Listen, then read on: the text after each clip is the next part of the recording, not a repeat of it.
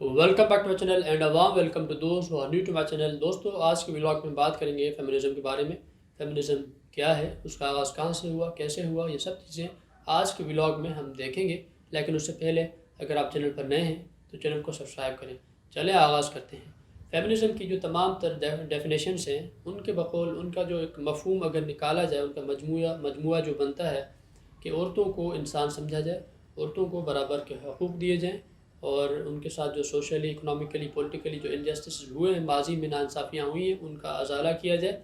अब ये बंद होना चाहिए सिलसिला, मतलब उनको बराबर का इंसान समझा जाए, ये उसका निचोड़ है। अब इसका आगाज़ कहाँ से हुआ, पहले हम थोड़ा इसको कदीम ज़माने के उससे देखते हैं कि सबसे पहले जो औरतों के बारे में बात की थी, औरतों के हकूक़ के बारे में बात की थी, औरतों की सलाहियत के बारे में बात की थी, वो थे अफलातून, जिसे हम प्लेटो कहते हैं। उन्होंने कहा था कि औरतों के अंदर कुदरती तौर पर सलाहियतें मौजूद हैं जितनी मर्दों में हैं। वो भी रियासती काम में हिस्सा ले सकती हैं, वो भी रोज़मर्रा की जो ज़िंदगी के काम काज है उनमें हिस्सा ले सकती हैं। उनको महदूद ना किया जाए, उनको बराबर के हकूक़ दिए जाए, उनको भी इंसान समझा जाए।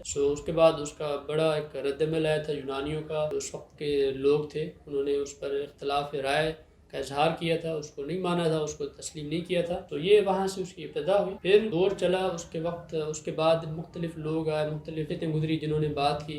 फिर एक इस्लामिक दौर भी आया जिसमें इस्लाम ने औरत को जो पुराने मज़ाहिब में हकूक़ नहीं थे वो दिलवाए। लेकिन उसके बाद हमने जो दो नंबरियाँ की हैं, आज जो रद्दमल है पाकिस्तान में, ये हमारी दो नंबरियों की वजह से, ये हमारी मुआशरे का जो बिगाड़ है हमारी दो नंबरी की वजह से। लेकिन चले इस पर दो नंबरियों पर हम बाद में आएंगे। लेकिन अभी जो मूवमेंट चली थी, जो वुमेन राइट्स की, पहले हम उसको देख लेते। जो अमेरिका के जो बानियान थे, जो बानी थे, जॉन एडम्स गुजरे हैं, जो दूसरे सदर थे गालिबन अमेरिका के, और पहले वाइस प्रेसिडेंट भी रह चुके थे। उसकी जो अहलिया थी एबीगेल जो एक एडम्स, उस खातून ने कहा था कि औरतों को जायज़ हकूक़ दिए जाए, औरतों को वोट का हक़ दिया जाए और इस तरह के दीगर जो मुतालबात थे उनको तस्लीम किया जाए। सो वहाँ से एक दोबारा एक 19वीं सदी में एक उसका एक जो 18वीं सदी 19वीं सदी में एक सिलसिला चला। आहिस्ता आहिस्ता चीज़ें चलती रही, बढ़ती रही वक्त के साथ। फिर सबसे पहले जो है न्यूजीलैंड में औरतों को हकूक़ दिए गए, न्यूजीलैंड में औरतों को वोट करने का हक़ दिया गया। फिर उसके बाद ऑस्ट्रेलिया में, फ़िनलैंड में इस तरह की सिलसिला चलता रहा। फिर अमेरिका, फिर बरतानिया, ये बढ़ते रहे।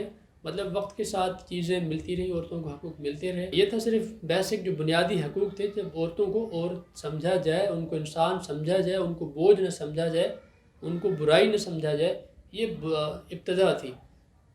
मतलब कि उनको इंसान समझा जाए, पहले ये एक बुनियाद था कि हमें इंसान तो समझो। फिर जब मतलब वोट भी आ गया, फिर वोट के बाद सिलसिला जो बढ़ा, फिर उसमें आया कि भाई जब ग्रेट डिप्रेशन का दौर था 1933 से, जब सिलसिला शुरू हुआ, तब ये जब मर्द हजरात जो थे, जो कमाने वाले हजरात थे, जो घर के लिए, जो घर के फ़र्द वाहिद थे या दीगर जो कमाने वाले थे, जब सब बेरोज़गार हुए, नौकरियां छिन गई, मतलब कोई काम काज नहीं रहा, औरतों को उन्होंने भेजा बाहर कमाने के लिए। मतलब कि उनको लो वेजेस पर काम मिल जाता था, टीचिंग की जॉब थी, घर में काम काज था, या फिर ऐसे दीगर जो काम काज थे वो छोटे मोटे मिल जाते थे, लेकिन वो स्टेबल होते थे, लेकिन उनको वो उजरत नहीं मिलती थी। तब एक दोबारा सिलसिला चला, उसमें फिर औरतों ने मुतालबा किया कि भाई हमें ना सिर्फ हकूक़ बराबर दिए जाएँ, वोट का हक़ मिल चुका है, लेकिन अब हमें हमारी जो वेजेस है, डेली वेजेस है, उसको बढ़ाया जाए, जो हमारी उजरत है उसको बढ़ाया जाए, जो हम रोज़मर्रा काम करते हैं उसको बढ़ाया जाए। हमें ऐसा ना हो कि कमज़ोर समझकर उसका जो पे है वो कम किया जाए। फिर एक और लहर चली जो 1960 और 70 के दरमियान थी। उस लहर में ये था, कुछ हालात बेहतर हुए तो फिर मज़ीद मुतालबात किए जाने लगे, औरत को लिबरेट किया जाए। जो घरेलू जिम्मेदारियाँ हैं, मतलब बच्चे पालने की है या फिर जो दीगर जो जिम्मेदारियाँ हैं, घर का काम काज है, वो जो है वो बोझ ना बने। अगर मैं मसलन औरत हूँ, मैं कमाने जाती हूँ, तो मेरे सर दर्द ना हो कि मैं काम करके आऊँ तो फिर घर में दोबारा बच्चे को भी संभालूँ, बच्चे के साथ साथ घर का काम भी करूँ। हमें कुछ कैटर किया जाए, हमें मज़ीद जो पर्क्स बेनिफिट्स हैं या फिर ऐसी जो मज़ीद रियायत हैं वो दी जाए, मसलन मेडिकल लीव्स वगैरह, ये सब चीज़ें उसमें चलती रही। सो ये एक मुहिम थी दोबारा जो 1960 और 70 के दरमियान चली। लेकिन कुछ चीज़ें कुछ चीज़ें बेहतर होती रही हैं, ऐसा नहीं कुछ नहीं हुआ, कुछ चीज़ें बेहतर होती हैं, लेकिन वो मगरबी मुआशरे के लिए। अभी हमारा यहाँ नहीं हुआ, यहाँ हम बाद में आएंगे, अभी आहिस्ता आहिस्ता आ रहे हैं। 1960-70s बाद फिर एक तीसरी लहर जो थी वो चली है 1990s से। उस वक्त जो हमारे साथ वादे किए गए थे वो अब तक पूरे नहीं किए गए, हमें पूरी तरह हकूक़ नहीं दिए गए, हमें पूरा इंसाफ नहीं मिलता, उजरत वो नहीं मिलती, हमें उस तरह का पे नहीं मिलता, हमें मेडिकल लीव्स नहीं मिलती, ये सब चीज़ें उसमें बात की जाती थी। फिर जब चौथा सिलसिला है, ये भी उसका बैकलैश है। यूँ समझें कि जो 1990s के बाद फिर 2010 में सिलसिला चला कि जब औरतों ने बात की कि हमारे साथ जो रेप किया जाता है, हमारे साथ जो ज़्यादतियाँ होती हैं, जुल्म जबर होता है, अब उसके ख़िलाफ़ औरतें निकलना शुरू हो गई। ये चलता चलता फिर 2017 तक किस्सा आ गया, जब हार्वे वाइनस्टाइन जो एक हॉलीवुड फिल्म मेकर थे उस पर एक इल्ज़ाम लगा। फिर बाद में साबित भी हुआ कि उन्होंने औरतों का, हॉलीवुड में एक्ट्रेसेस थी, उनका जिनसी इस्तेहसाल किया है, उनके साथ ज़्यादतियाँ की हैं। मी टू मूवमेंट जो चली, फिर वहाँ से एक नई उसमें जान पड़ गई। पूरा एक पस मंज़र अगर आपको समझ में आ रहा हो तो किस तरह ये चीज़ें उठी हैं। जहाँ नाइंसाफ़ी होती है तो वहाँ आवाज़ ज़रूर उठती है, वहाँ ज़रूर लोग चीखेंगे, बोलेंगे, चिल्लाएँगे हमारे साथ जुल्म और ज़्यादती हो रही है। फिर 2017 से इस पर जान पड़ी। 2017 से दोबारा जब पाकिस्तान में भी इसका मतलब फिर ये पाकिस्तान में आई है, उससे पहले थोड़ी बहुत थी लेकिन इतना नहीं था जब ये औरत मार्च शुरू हुआ है। अब हम आते हैं असल मुद्दे पर। ये सब चीज़ें जो थी ये मगरबी मुआशरे का हिस्सा थी। उन्होंने इन चीज़ों को एड्रेस किया, इन मसाइल को हल करने की कोशिश की, बहुत हद तक उसमें कामयाब हो चुके हैं। आज जो वहाँ पर मूवमेंट है वो है पोस्ट फेमिनिज्म की। पाकिस्तान अभी फेमिनिज्म के उसमें उरूज में नहीं पहुँचा, तो पोस्ट फेमिनिज्म दूर की बात है, अभी उनको बराबर के हुकूक नहीं दिए जाते।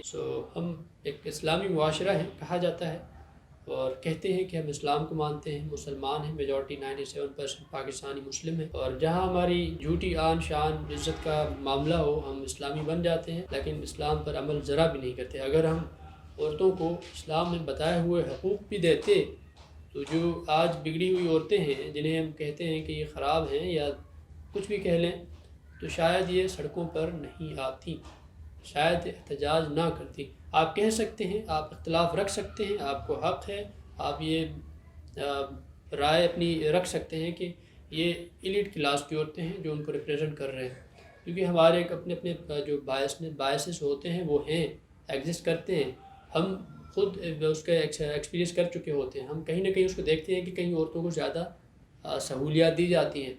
आपके अपने अपने तजुर्बात होते हैं, इसलिए आपको कहीं लगता है कि औरतों के साथ वो जुल्म जबर नहीं हो रहा, लेकिन अगर मेजॉरिटी को ओवरऑल देखेंगे तब आपको चीज़ें समझ में आना शुरू हो जाएंगी कि वाकई में होता है जुल्म जबर। हमारे जो इंडिविजुअल एक्सपीरियंसेस होते हैं वो अलग अलग होते हैं, इसलिए हम उसको नहीं समझते। इस्लाम ने औरत को हक दिया है, अगर उसको ज़रूरत है तो काम के लिए जा सकती है, नौकरी कर सकती है। ये मैं नहीं बता रहा, एक मैं हदीस है जिसका सही मुस्लिम का एक उसको मैं उसका मफ़हूम बता रहा हूँ। जाबिर बिन अब्दुल्ला से उसकी रिवायत है कि एक उसकी जो मैटरनल आंट थी, तो उन्होंने कहा था कि जब उसके कुछ मसले मसाइल थे तो उस खातून ने कहा था कि मैं बाहर जाना चाहती हूँ, अपने खजूर के बाग से खजूरें चुनना चाहती हूँ और अपना जो काम काज है निपटाना चाहती हूँ। तो लोग जो हैं बाहर मेरा मजाक उड़ाते हैं, मुझे रोकते हैं, टोकते हैं कि आप बाहर ना जाओ, क्या मुझे इजाज़त है, मैं बाहर जा सकती हूँ? तो वो हुजूर के पास आई थी, तब हुजूर अकरम नबी सल्लल्लाहु अलैहि वसल्लम ने उसको इजाज़त दी थी, हाँ आप जा सकती हैं, अगर आपको ज़रूरत है बाहर काम काज की, अगर आप अपनी रोज़ी रोटी कमाना भी चाहती हैं तो आप जा सकती हैं, आपको कोई रोक टोक नहीं है। और अगर ये चीज़ें हम बतौर मुआशरा देखें, हम एक फ़र्द के हैसियत से देखें, अगर मर्द जो है उसके साथ राज़ी है, शोहर राज़ी है, भाई बेटा मियाँ राज़ी है कि अगर लड़की कमाने जाती है या वो चाहती है कि मैं कमाऊँ, अपनी फाइनेंशियली इंडिपेंडेंट हूँ, तो उसको रोका नहीं जा सकता। हाँ अलबत्ता जब कोई इजाज़त के बग़ैर जाता है, जब कोई औरत लड़की इजाज़त के बग़ैर जाती है, मतलब कि अगर कोई शोहर उसको मना करता है कि आप नहीं जाओ, तब यहाँ पर थोड़ा तज़ाद है। ठीक है, ये एक वहाँ की बात है कि आज से 1400 साल पहले की चीज़ें थी और आज हम 1400 साल बाद कहाँ स्टैंड कर रहे हैं। और कि औरतों को तालीम दी जाए, औरतों को तालीम हासिल करने का हक़ है, लेकिन हम क्या वो पूरा करते हैं? पाकिस्तान की मेजॉरिटी जो है आज भी जो है मर्दों से जो कम लिटरेसी रेट है, पसंद की शादी के हवाले से भी मसला है कि औरतों को, यहाँ तो औरतों की बात हुई, मर्दों को, लड़कों को हक़ नहीं होता। लड़के बात नहीं कर सकते अपने बारे में कि हमें भी शादी, हमें अपनी पसंद से शादी करने दो। तो ये मेजॉरिटी की बात कर रहा हूँ, शहरों की नहीं कर रहा। शहरों में लोगों को बहुत हद तक कुछ चीज़ें दस्तयाब हैं, इसलिए लोगों को जो देहाती हैं ہم جیسے دیہاتی ان کو اختلاف ہوتا ہے کہ شہروں میں تو یہ چیزیں کم ہیں، لیکن پھر بھی یہ لوگ چلا رہے ہیں، ہمیں تو وہ بیسک جو بنیادی حقوق ہیں وہ بھی میسر نہیں ہے۔ مطلب میں میجورٹی کی بات کر رہا ہوں۔ ایک چیزیں ہیں عورتوں کو، اگر آپ دیکھیں اس براڈر اس میں دیکھیں، اگر پاکستان کے پورے پرسپیکٹیو میں دیکھیں، تب یہ دیکھا جا سکتا ہے، سمجھا جا سکتا ہے کہ عورتوں کے ساتھ ظلم و جبر ہو رہا ہے۔ شہروں میں بھی ہوتا ہے، لیکن دیہاتوں میں، قصبوں میں زیادہ ہوتا ہے، دور دراز علاقوں میں زیادہ ہوتا ہے۔